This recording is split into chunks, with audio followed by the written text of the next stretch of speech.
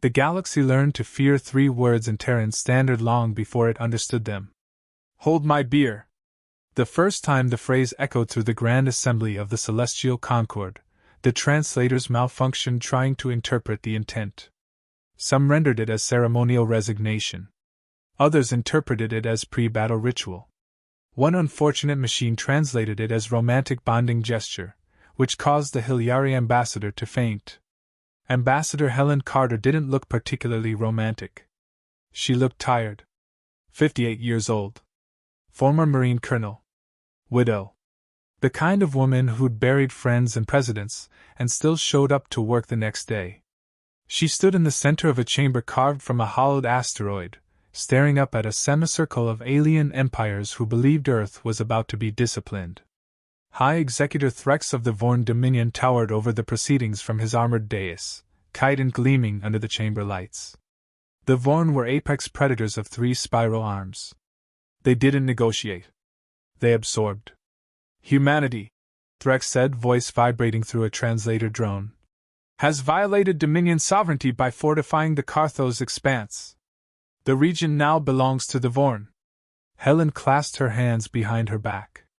We've been mining Carthos for 32 years, she replied. You were tolerated, Threx snapped. Now you are corrected. Behind him, holographic projections displayed Vorn fleet movements, sleek warships sliding toward human territory like knives across a dinner table. The Concord watched with detached interest. Earth was new. Divided. Politically loud. Militarily unremarkable. They assumed the humans would protest, posture, then fold. Threx leaned forward. Withdraw your vessels. Sign the Protectorate Accord. Accept Dominion oversight. In exchange, your species will be permitted to continue existing. The words hung in the air like a funeral shroud. Helen reached into her jacket. Security drones twitched. She pulled out a small, dented metal flask and unscrewed the cap. Took a sip. The entire chamber froze. You are consuming intoxicants during a surrender negotiation? Threx demanded. She looked up at him with mild curiosity. Surrender? She set the flask on the table. Hold my beer. Across the chamber, Concord threat algorithms spiked into the red. Because in orbit above Carthos 3 human, mining platforms, received a coded transmission. Execute Phase 2. The platforms shed their disguises. Drill arrays unfolded into spinal rail cannons. Refinery towers retracted, revealing missile batteries nested like steel hornets. Cargo holds vented processed ore, not as debris, but as ammunition. The Vorn patrol flotilla approached in perfect formation, confident, disciplined. The first Vorn captain chuckled at the sensor readings. Industrial equipment, he told his crew. The humans hide behind machinery. He never finished the sentence. 800 tons of magnetically accelerated tungsten turned his cruiser into expanding plasma. The second Vorn vessel managed to raise shields. The ore slugs shattered them in 3 seconds and punched through the reactor core. The explosion lit the dark side of Carthos like a newborn sun. The third ship fired. Its plasma lance speared a human platform clean through.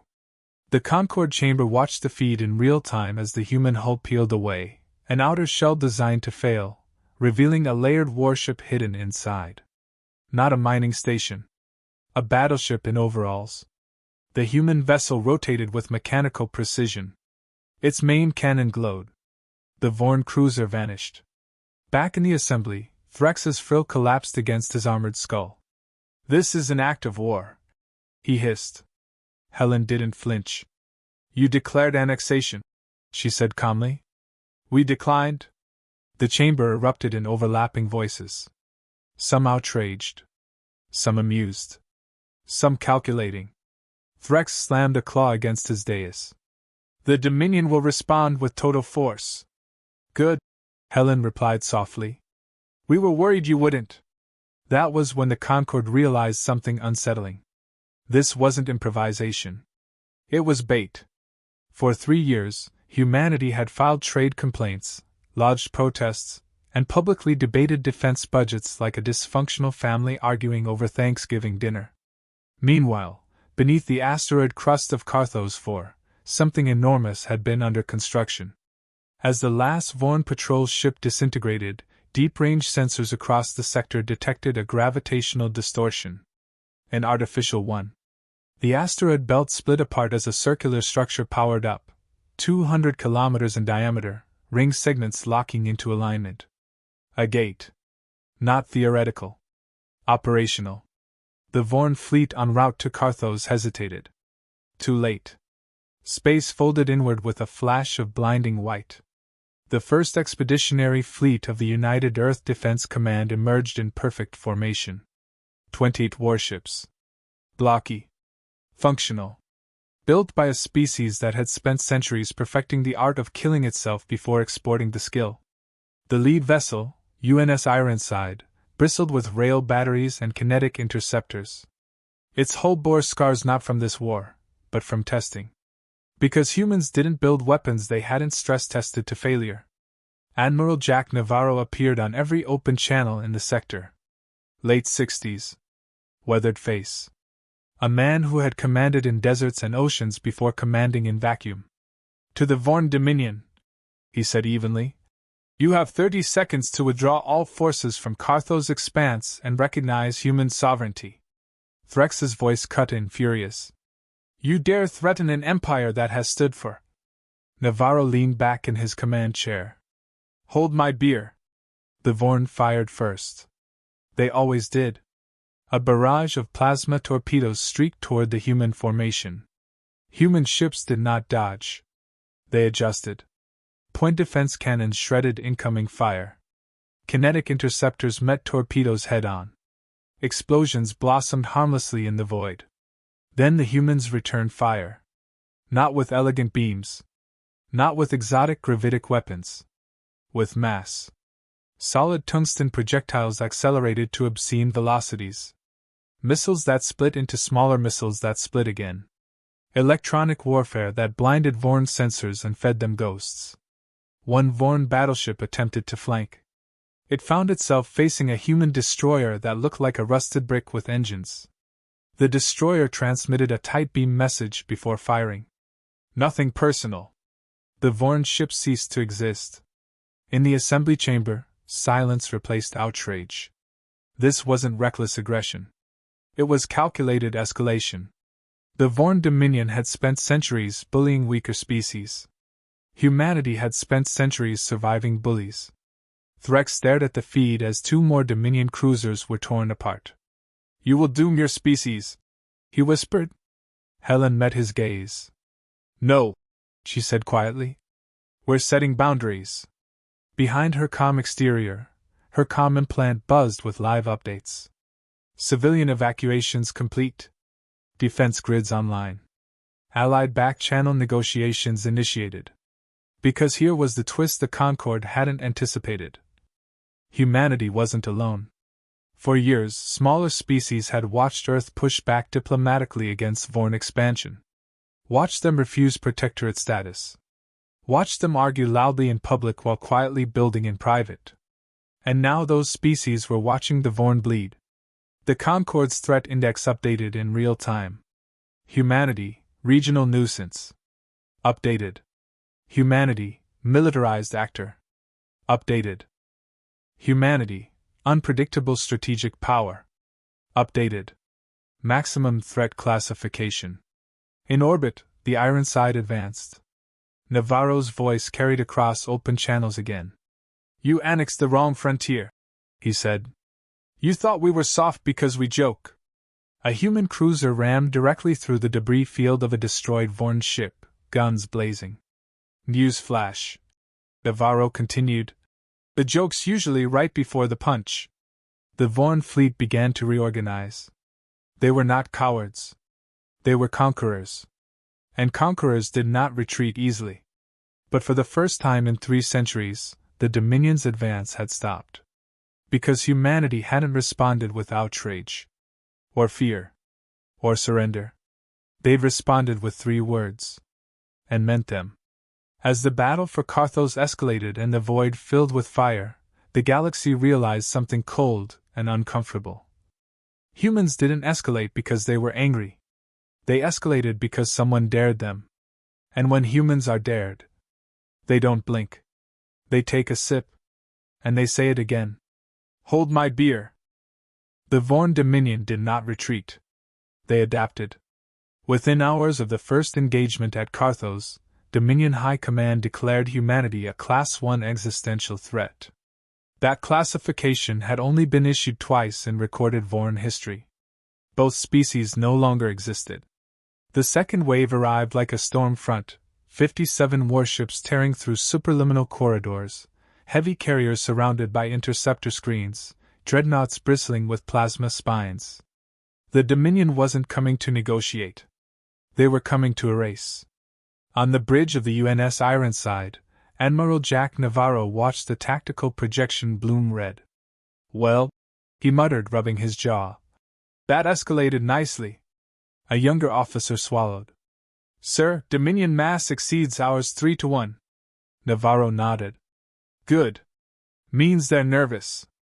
Across the fleet, human captains checked weapons, rerouted power, and did what humans always did before something catastrophic: crack jokes. Loser buys the first round on Luna. One destroyer captain transmitted. Copy that, another replied. Hope you like expensive whiskey? Dark humor. Old as trenches. Back in the Celestial Concord chamber, the atmosphere had shifted from outrage to calculation. Species that once dismissed humanity now leaned forward, watching with predatory interest. High Executor Threx stood rigid, issuing rapid-fire commands to Dominion fleets. Break their formation. Isolate the gate structure. Destroy it. Because that was the real prize. The Carthos Gate. The massive ring humming behind human lines wasn't just a supply route, it was leverage. A door the Vorn could not control. The Dominion's heavy carriers surged ahead, launching swarms of strike craft that glittered like metallic insects. Navarro exhaled slowly. Signal all ships, he said. Phase 3. The first human ships broke formation. Not retreating. Spreading. The Vorn commanders interpreted it as panic. They pushed harder. Dominion dreadnoughts unleashed concentrated plasma salvos, brilliant spears of energy slamming into human shields. One frigate disintegrated under the barrage, its reactor flaring bright before fading into vacuum. On the Ironside, a red icon blinked out. Navarro bowed his head for half a second. Then he looked up. Return the favor. Human ships didn't rely on elegant energy beams. They relied on physics. Kinetic saturation. Hundreds of mass driver rounds launched in staggered timing patterns, not at ships, but at space itself. The Vorn sensors registered incoming projectiles and adjusted shielding accordingly. Too late did they realize the targeting solution wasn't centered on hull signatures. It was centered on coordinates. The human fleet had calculated the Vorn's advance vectors. The tungsten rounds met them exactly where they would be. 3 Dominion cruisers flew straight into relativistic death. A carrier lost half its flight wing in a single collision cascade. On the Vorn flagship, alarms screamed in layered tones. They predicted our movement? A tactical officer hissed. Threx's voice cut in from the command channel. They baited us. Because humanity had done something profoundly irritating.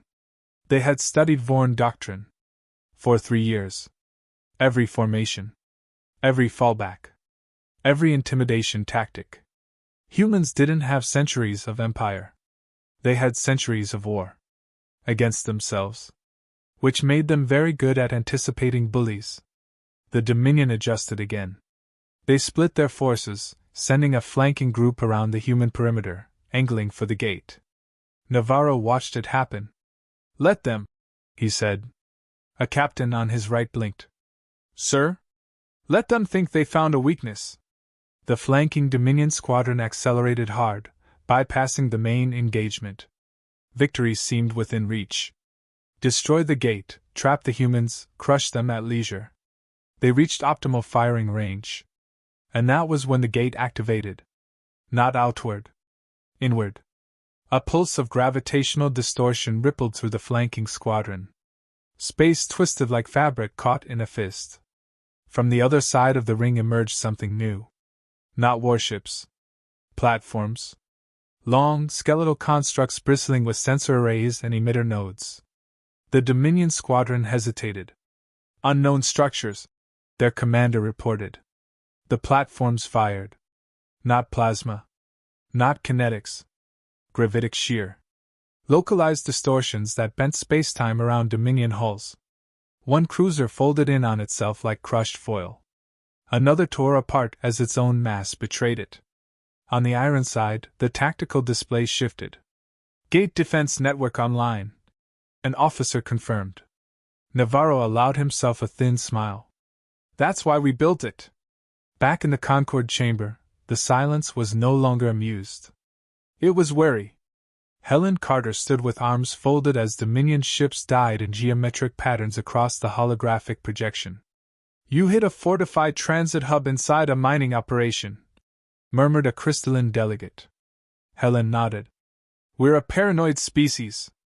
Threx's voice crackled through the chamber's comm system, barely contained fury vibrating in every syllable. You think this victory saves you? The Dominion commands fleets beyond counting. Helen's eyes didn't leave the display. We know. And that was the most terrifying part. Because humanity had never believed they could outnumber the Vorn.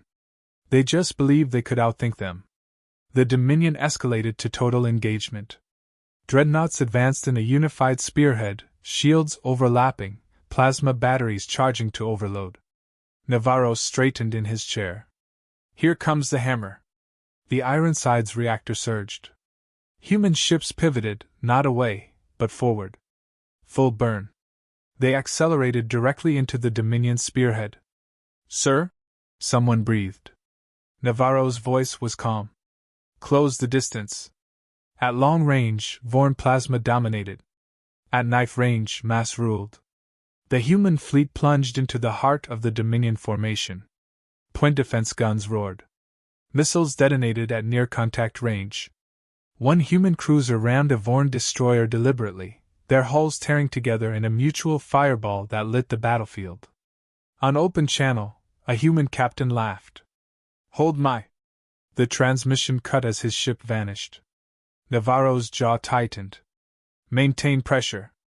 The Dominion had never fought an enemy that chose proximity over safety. Humans didn't fear close combat. They'd invented it. Within minutes, the neat Dominion spearhead dissolved into chaos. Overlapping shields interfered. Plasma batteries couldn't fire without risking friendly ships.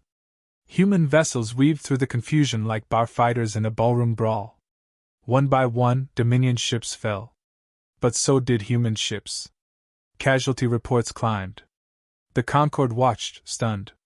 This wasn't reckless bravery. It was controlled fury. A species that had decided long ago that survival sometimes required teeth. On the Vorn flagship, a realization dawned. This is not territorial defense, a strategist whispered. Threx stared at the data. Human reinforcements were still coming through the gate. Supply lines intact.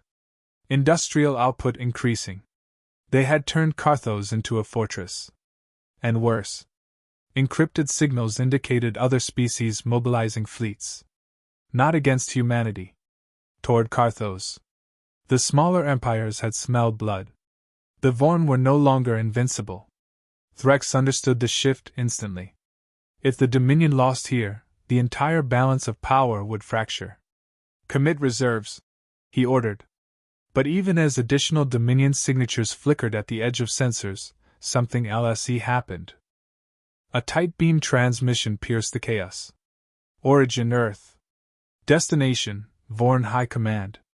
Navarro opened it on his display. The message was brief. No threats. No bluster. Just coordinates. Coordinates of a Dominion shipyard, deep within what they considered untouchable territory. Along with a timestamp. And a simple line. Phase 4 initiated. Navarro leaned back slowly. On the Vorn flagship, silence spread like infection. Because the battle at Carthos. The blood. The sacrifice. The fury. It wasn't the main event. It was the distraction. And somewhere far from the front lines, humanity had just said those 3 words again. Only this time, no one was laughing. The Vorn Dominion had ruled through inevitability. They expanded. Others adapted. They threatened. Others submitted. They crushed. Others vanished. But inevitability is a fragile illusion. And illusions shatter loudest when no one expects the blow. 300 light-years from Carthos, deep within what the Dominion called its inner sanctum, the shipyard at Vector Prime operated without fear. It was untouchable. Layered defense grids. Patrol spheres. Automated minefields woven through space like steel cobwebs. Entire moons hollowed into manufacturing cores that birthed warships in steady, disciplined cycles. Vector had never seen combat. It had never needed to. Until the sky blinked. At first, the Vorn sensors registered it as background radiation fluctuation. Then as gravitational noise. Then as something impossible. Humanity did not possess long-range projection beyond established gates. That was the Dominion's assessment. That was the Dominion's mistake. Because humans had never said Phase 4 was dependent on gates. In the void above Vector Prime, space didn't tear open dramatically. It shimmered. Like heat rising off asphalt. Then came the sound. Not audible, there is no sound in vacuum, but translated by Vorn instruments into a vibration pattern that made their exoskeletons tremble. A ripple passed through the defense grid. And 21 objects emerged from stealth fields so advanced they had coasted through Dominion space for weeks, engines cold, heat signatures masked, drifting like debris. Human stealth carriers. They had been launched months ago. Before the first public argument at the Concord. Before Helen Carter took her first sip from that dented flask. The Dominion had been screaming about Carthos. Humanity had been quietly sailing knives into their backyard. On Vector Prime, alarms finally triggered. Unknown vessels inside perimeter! Defense cannons rotated. Too slow.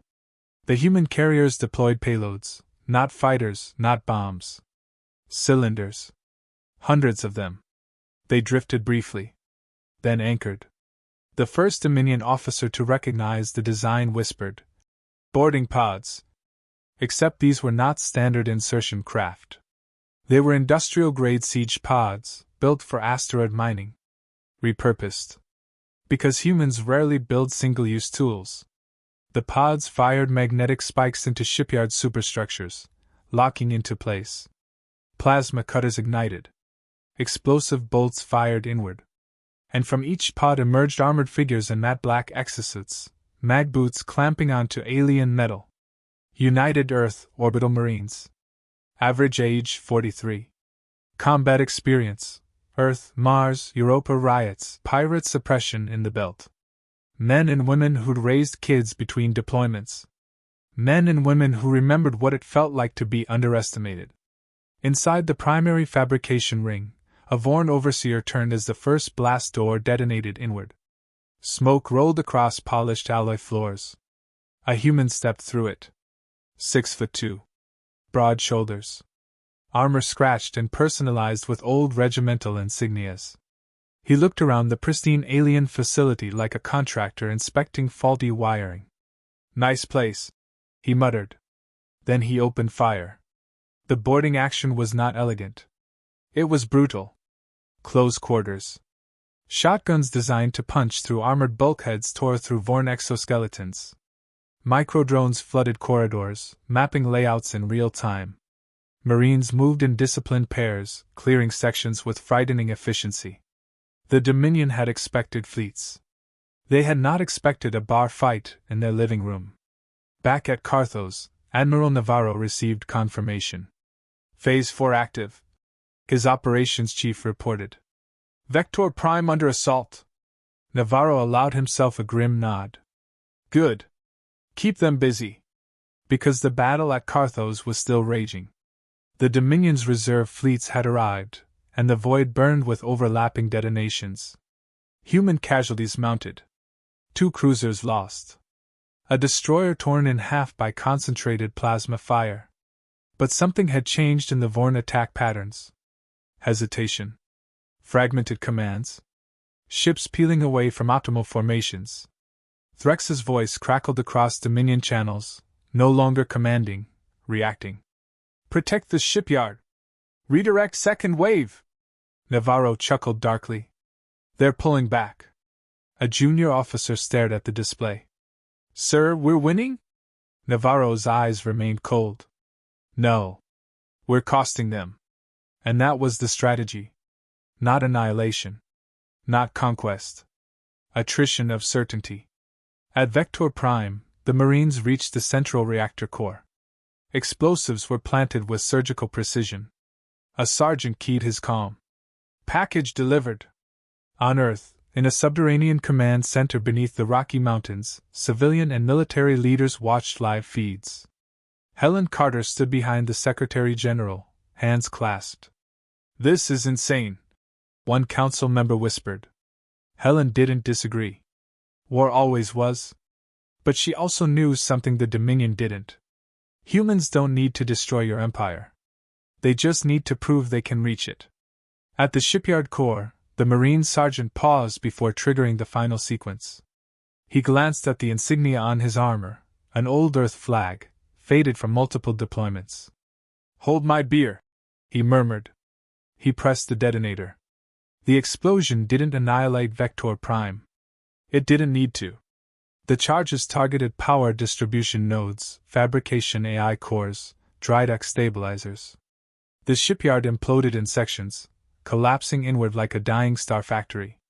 Half-constructed Dominion warships tore free from their moorings and drifted, useless and incomplete. Across Dominion space, production metrics flatlined. At Carthos, Dominion fleet cohesion faltered. Human ships seized the moment. Mass driver salvos punched through fractured formations. A Vorn dreadnought lost shield synchronization and took 3 kinetic strikes directly through its spine. It broke apart slowly, majestically, like a fallen monument. In the Concorde chamber, the implications spread faster than the casualty reports. They infiltrated the inner sanctum, a delegate whispered. They bypassed perimeter defenses. They struck industrial capacity. Helen Carter finally turned to face the assembly fully. You assumed we'd fight where you pointed, she said. Threx's image flickered into the chamber, mandibles slick with rage. You have ignited a war you cannot survive. Helen's gaze hardened. No, she replied quietly. You did. We just decided not to lose it. At Carthos, the Dominion's forward commander issued the order no Vorn had spoken in centuries. Strategic withdrawal. It wasn't panic. It wasn't rout. It was preservation. Dominion ships began to pull back in disciplined arcs, covering each other with suppressive fire. Human vessels did not pursue recklessly. Navarro watched them retreat. Let them go, he ordered. An officer frowned. Sir, we can press. And lose half the fleet chasing pride?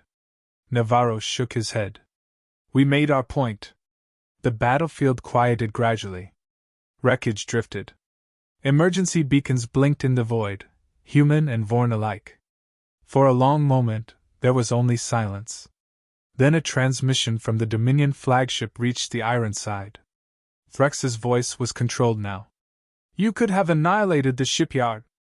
Navarro nodded once. Yep. Why didn't you? Navarro leaned back, exhaustion finally touching his features. Because we don't want your empire, he said. We want you to think twice. A pause. Then Threx asked the question that had begun to haunt the Dominion. What are humans? Navarro's lips twitched faintly. Annoying, he said. Creative. Petty when provoked. He glanced at the damage reports scrolling across his screen, names of ships, names of the dead.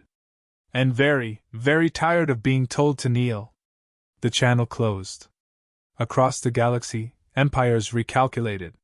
Humanity had done the unthinkable. They had struck a superpower at home. Not to conquer. Not to dominate. But to prove a boundary. And in quiet corners of oppressed systems, something sparked. Hope. But war has a habit of refusing neat conclusions. Because as the Dominion retreated and the smoke cleared, deep within human intelligence networks, a final alert blinked. Unidentified signal. Origin unknown. Content, a single phrase in perfectly translated Terran Standard. Hold my beer. The galaxy held its breath. For a moment, there was nothing but the drifting silence of space. Wreckage floated in the void like forgotten tombstones. Dominion dreadnoughts limped home with shredded shields and fractured confidence. Human vessels hummed quietly, engines cooling, crews checking systems and casualties alike.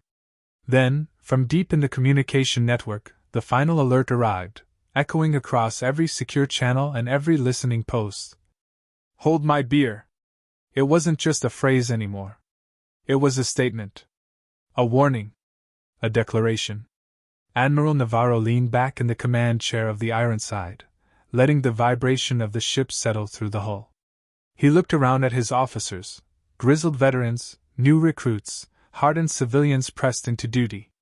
All of them had fought with a focus born of desperation, calculation, and a healthy dose of Terran stubbornness. You realize, he said slowly, voice low, that the entire Dominion will now be staring at us like a cornered predator? Yes, sir, said the operations officer. And they're scared. Navarro allowed himself a faint smirk. Good.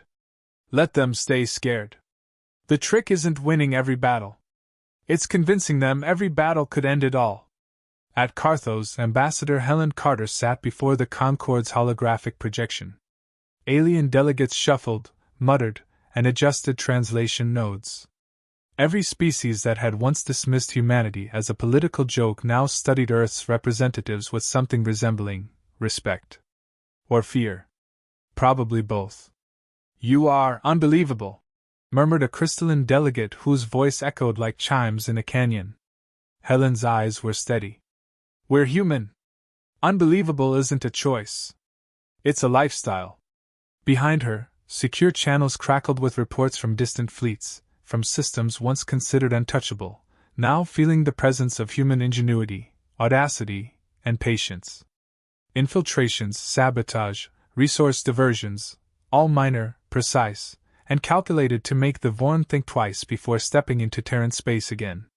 High Executive Threx, once the face of unchallenged Dominion power, now sat in his private quarters aboard his flagship, reviewing losses.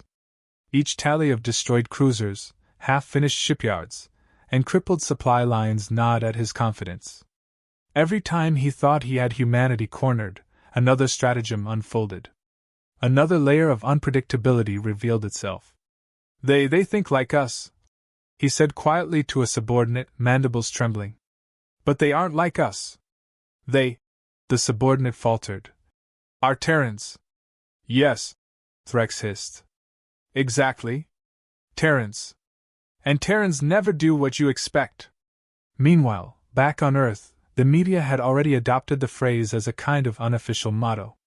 Posters appeared, a human fist gripping a dented flask against the backdrop of a starfield, the words scrawled beneath, "Hold my beer." Children recited it. Soldiers tattooed it on forearms. Politicians said it in speeches with a wink. Humans celebrated audacity as culture, and the galaxy took note. The battle at Carthos had ended. The Dominion had pulled back, licking wounds and re-evaluating the calculus of interstellar diplomacy. But victory had a cost. Human ships drifted, battered but intact. Crews mourned lost comrades, rebuilt systems, and patched armor with whatever scraps were available. Every life saved, every ship rebuilt, was a testament to stubborn survival, to ingenuity, to the refusal to bow. Admiral Navarro addressed his fleet, voice carrying over secure channels. Listen up. We didn't just fight a fleet.